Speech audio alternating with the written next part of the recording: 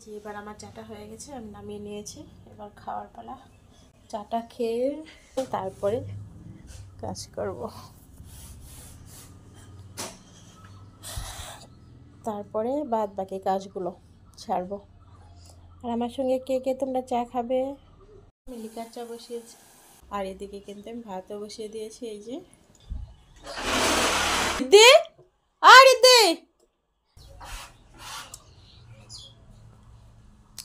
আর রিদ্ধি স্কুলে যাবে, দিশাও স্কুলে যাবে, এর জন্য তাড়াতাড়ি ভাতটা বসিয়ে দিয়েছি।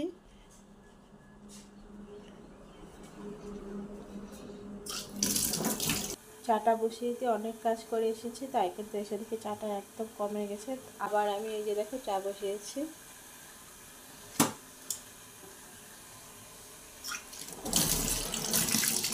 তাড়াতাড়ি করছিলাম কারণ ওরা আবার স্কুলে যাবে, তাই। আবার রুদ্র উঠে গেলে আমি কোনো কাজই করতে পারবো না। এরপরে কিন্তু এবার আমি রান্না করছি। দেখো এখানে কিন্তু সয়াবিনের তরকারি করছি, এই যে একদম সিম্পলভাবে পেঁপে আলু দিয়ে বানাচ্ছি। কারণ গোলু খাবে, রিদ্ধি খাবে, ওরা সবাই খাবে, তাই একদম সিম্পলভাবে খুব কম মশলা দিয়ে একটু ঝোল ঝোল টাইপের করেছি, ওদেরকে খাইয়ে দিব। তাহলে চলো দেখতে থাকো। তরকারিটা কিন্তু হয়ে গেছে, আমি এবার গ্যাসটাকে অফ করে দেবো। আর রিদ্ধিকে এবার আমি খেতে দেবো। রিদ্ধির প্রচণ্ড খিদে পেয়েছে।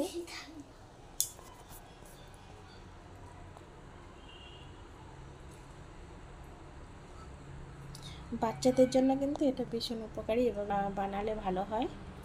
আর এখানে দেখো প্রায় আধা কেজি দুধের মতো আছে, দই হয়ে গেছে। এই দইটা কিন্তু কেউ খাবে না, কারণ আমাদের বাড়ি কেউ দই খেতে ভালোবাসে না।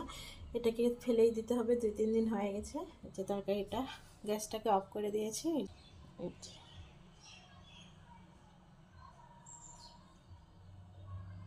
দেখো স্যালাড কেটে নিয়েছিলাম, গাজর, টমেটো।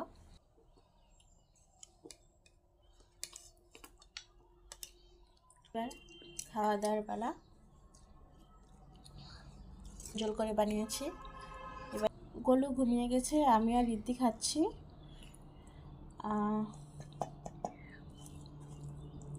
আর বাড়িতে কেউ নেই, আমরা দুজনই মা মেয়ে। ওদের খাওয়া হয়ে গেছে, আর আমি এবার শুধু আমাদের জন্য এই সয়াবিনের তরকারিটা বানিয়েছি। কালকে অনেক চিকেন খাওয়া হয়েছে, ভালো লাগছে না, তাই আজকে একদম সিম্পল করে রান্নাটা করেছি।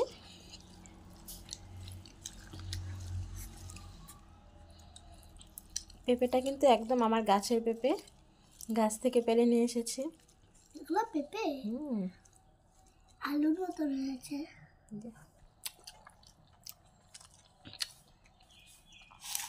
দেখো কি সুন্দর গলে গেছে।